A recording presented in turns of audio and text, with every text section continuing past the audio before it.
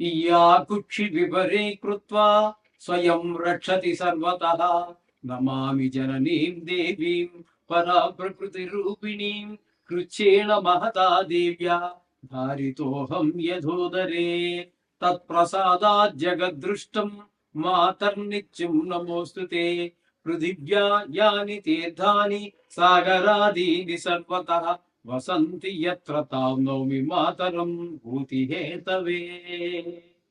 మాతృదేవో భవ పితృదేవో భవ.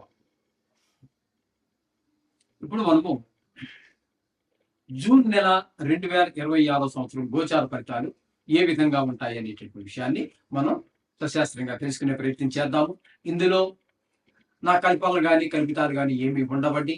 మిమ్మల్ని సంతృప్తి పరచడం కోసం 100 కోట్లు వస్తాయి, 2 స్త్రీలు వచ్చేస్తారు, మీరు కోట్లు సంపాదిస్తారు, ఇట్లాంటి మాటలు ఉండవు.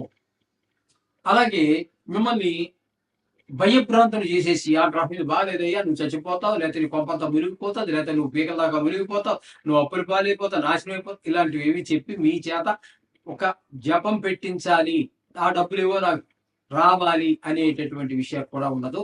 కేవలము శాస్త్రం కోసమే పెట్టబడినటువంటి మన ఛానల్లో. మీకు శాస్త్రమే కావాలంటే మా దాన్ని చూడొచ్చు, లేదా మీకు కావాలనుకుంటే వేరే ఛానల్ ఏమైనా చూడవచ్చు. అంటే సశాస్త్రంగా చెప్పేవాళ్ళు కూడా ఉంటారు. అందులో సశాస్త్రంగా చెప్పేవాళ్ళది మాత్రమే మీకు అర్థమైపోతూ ఉంటుంది. 4-5 సార్లు చూశాక లక్షలు ఎక్కడి నుంచి వస్తాయి, కోట్లు ఎక్కడి నుంచి వస్తాయండి, అవన్నీ మీకు అర్థమైపోతుంది. మీరు బడాయి కబుర్లు చెప్తున్నారా, నిజానికి యథార్థం శాస్త్రం చెప్తున్నారా అనే విషయాన్ని దాన్ని గమనించి మీరు ఫాలో అవ్వండి. ఓకే, ఇప్పుడు వారికి జూన్ నెల 2026 సంవత్సరంలో గోచార ఫలితాలు ఏ విధంగా ఉంటాయో సశాస్త్రీయ పద్ధతిలో మనం తెలుసుకునేటువంటి ప్రయత్నం చేద్దాము. ధనురాశి వారికి తృతీయ స్థానంలో రాహుగ్రహ సంచారం జరుగుతుంది. తృతీయ స్థానంలో రాహుగ్రహం అత్యంత అద్భుతమైనటువంటి ఫలితాలను చేస్తుంది. మీరు ఏ పని మొదలు పెట్టినా ఇంటిలోని వారు, బయట వారు, ఉద్యోగ స్థలంలో, వ్యాపార స్థలంలో, వ్యవసాయ స్థలంలో ఎక్కడ మీరు వృత్తి కోసం ఏదో వృత్తి, బతకడం కోసం ఏదో వృత్తి చేస్తూ ఉన్నారు. ఆయా ప్రదేశాల్లో మీకంటే ఉన్నత వాళ్ళు, మీతో పాటు ఉన్నటువంటి వాళ్ళు, పై అధికారులు, సమానంగా ఉన్నవారు, కింద వారు అందరూ కూడా సహాయ సహకారాలు అందిస్తారు. ఈ విధమైన సహాయ సహకారం అందించడం ద్వారా మీరు ధైర్యంగా మనం ముందుకు పోవడానికి అవకాశం కలుగుతుంది ఈ రాహు వలన.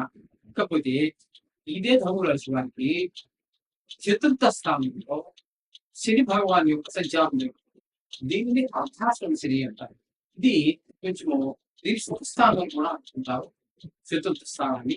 ఇక్కడ తల్లి గారి విషయంలో, విద్య విషయంలో వెనకబడటం, భూమి, గృహాలు, వాహనాలు, మన స్వభావం విషయాల్లో అన్ని కూడా కొంచెం భిన్నమైనటువంటి, అంటే మనకి ప్రతికూలంగా ఉండేటటువంటి ఫలితాలే ఏర్పడుతూ ఉంటాయి ఈ శని భగవాన్ అర్ధాశ్రమ శని వలన. ఇకపోతే 5వ స్థానంలో కుటుంబ సంచారంలో 20 రోజుల పాటు జరుగుతుంది. ఇది సంతానం మీద దుష్ప్రభావాన్ని సూచిస్తుంది. ఇకపోతే 6వ స్థానంలో ఇదే కుజుడు 10 రోజుల పాటు సంచారం చేస్తూ ఉన్నారు. అదే 6వ స్థానంలో రవి కూడా 15 రోజుల పాటు సంచారం చేస్తున్నారు. 6వ స్థానం రవి 15 రోజులు, కుజుడు 15 రోజులు. ఈ 6వ స్థానంలో వీరు ఇద్దరు కూడా అనుకూలమైన ఫలితాన్ని ఇస్తారు. అనుకూలమైన ఫలితాలు అంటే ఏంటి? ఆరోగ్యం బాగుంటుంది, తీర్చగలుగుతారు. మీరే అప్పుల కోసం ప్రయత్నం చేస్తున్నారు, ఏదో ఒక మంచి పని కోసం, వాహనం కొనుక్కోవడం, లేదా కాలు కొనుక్కోవడం, ఏదో ఒక అసెట్, లేదా మీ పిల్లలు ఉన్నత విద్య కోసం మీరు ప్రయత్నం చేస్తున్నారు. తప్పకుండా మీకు రుణం లభిస్తుంది, తప్పకుండా అందులో విజయం సాధిస్తారు. ఈ విధమైన ఫలితాన్ని రవి ఒక 15 రోజులు, కుజుడు 10 రోజులు మీరు అందిస్తున్నారు. ఇంకా 7వ స్థానంలో గురువు ఒక రోజు అంటే పెద్ద పరిగణలో తీసుకోవట్లేదు, కానీ తీసుకోవాలి. ఒక రోజులో ఎన్నో అద్భుతాలు జరగవచ్చు, కాబట్టి దాన్ని కూడా పరిగణిస్తున్నాం. 7వ స్థానంలో ఉన్నప్పుడు మనకి భార్యాభర్తల మధ్య అనుకూలత, పెళ్లి కావాల్సిన పెళ్లి కుదరటమో, పెళ్లి చూపించడం, పెళ్లికి సంబంధించినటువంటి విషయంలో బాగుంటుంది. అలాగే జాయింట్ వ్యాపారం చేసే వారి టెర్మ్స్ అండ్ కండిషన్స్ బాగుంటాయి. అదే గురువు మళ్ళీ 29 రోజుల పాటు అష్టమంలో సంచారం చేస్తున్నారు. ఈ అష్టమంలో సంచారం చేసే రోజుల్లో ఆ గురువు ఏంటంటే మనకి పెద్ద దుఃఖాన్ని కలుగుతుంది. మనం తెలిసిన వారు, ఆప్తులు, బంధువులు ఎవరు చనిపోయారని వార్త వినటం, నష్టం జరగడం, అవమానాలు, పరాభవాలు, ఇవన్నీ పద్ధతి. ఆ 8వ స్థానంలో 29 రోజులు అలాగే శుక్రుని యొక్క సంచారం 7వ స్థానంలో 7వ స్థానంలో 8 రోజులు, 9వ స్థానంలో 22 రోజులు. ఈ 2 స్థానాల్లో కూడా అద్భుతమైనటువంటి ఫలితాన్ని మనకి ఇవ్వబోతున్నాము. 8వ స్థానంలో ధనలాభం, సన్మానాలు, సత్కారాలు జరిగితే 9వ స్థానంలోకి వచ్చిన తర్వాత 7వ స్థానం నుంచి 8వ స్థానంలోకి వచ్చిన తర్వాత మనకి శుభఫలితాన్ని అన్ని ఇస్తూ ఉన్నారు.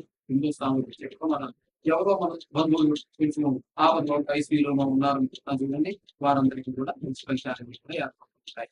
అదే శుక్రుడు మొత్తం మీద శుక్రుడు మీకు చెప్పాలి అన్నట్లయితే 7వ స్థానంలో ఉన్నటువంటి 8 కూడా కానీ 8వ స్థానంలో వచ్చిన తర్వాత మంచి ఫలితాలన్నీ ఇస్తూ ఉన్నారు. అలాగే బుధుని కనుక తీసుకున్నట్టయితే 22 రోజుల పాటు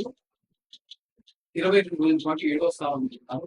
అక్కడ మీకు భార్యాభర్తల మధ్యన అనుకోతా, జాయింట్ వ్యాపారస్తుల మధ్యన అనుకోతా. తదుపరి అదే బుధుడు 8వ స్థానం వచ్చారు. 8వ స్థానంలో కూడా మంచి సుఫలితాలు వేసుకుంటున్నారు అదే బుధుడు. కాబట్టి ఇక రవిని తీసుకున్నట్టయితే మిగతా 15 రోజుల పాటు మనకి 6వ స్థానంలో ఉన్నారు కదా, ఆయన కూడా 16వ తారీఖు నుంచి 7వ స్థానంలోకి వస్తున్నారు. అక్కడికి వచ్చాక భార్యాభర్తల మధ్య అనుకోని పరిస్థితి లేకుండా ఉండడం, జాయింట్ వ్యాపారస్తుల మధ్య పరిస్థితి కనబడుతుంది. ఇకపోతే భాగ్యస్థానంలో కేతు గ్రహ సంచారం జరుగుతుంది. ఈ కేతు గ్రహ సంచారం అంత అనుకూలమైనటువంటి కాదు. 9వ స్థానంలో అంటే వాహన సూక్ష్మం తగ్గడం, దైవభక్తి తగ్గడం, తండ్రి గారి ఆరోగ్య విషయంలో కొంచెం ఇబ్బంది పెట్టడం, లేకపోతే భార్య వల్ల ఇబ్బంది పెట్టడం, ఏదో మొత్తం మీద తండ్రి గారి విషయంగా కొన్ని చికాకులు ఉన్నాయి, పరిస్థితులు ఏర్పడుతున్నాయి. ఇవన్నీ స్పష్టంగా గోచరిస్తున్నాయి. కాబట్టి మనకి మొత్తంగా వీరికి రాహు పూర్తి అనుకూలంగా ఉన్నారు, శుక్రుడు అనుకూలంగా ఉన్నారు. కాబట్టి పెద్దగా కొన్ని గ్రహాలు పాక్షికంగా అంటే కుజుడు ఒక పాక్షికంగా కొంచెం అనుకూలంగా ఉంది, రవి పాక్షికంగా, అలాగే కుజుడు పాక్షికంగా ఉపయోగపడుతున్నారు. కాబట్టి మొత్తం జాగ్రత్తగా ఉండవలసినటువంటి పరిస్థితి. కాబట్టి మీరు ప్రతిరోజు ప్రతినిత్యము నవగ్రహ శ్లోకాలు చదువుకోండి. ప్రతికూలంగా ఉన్న గ్రహాలు అనుకూలంగా మారే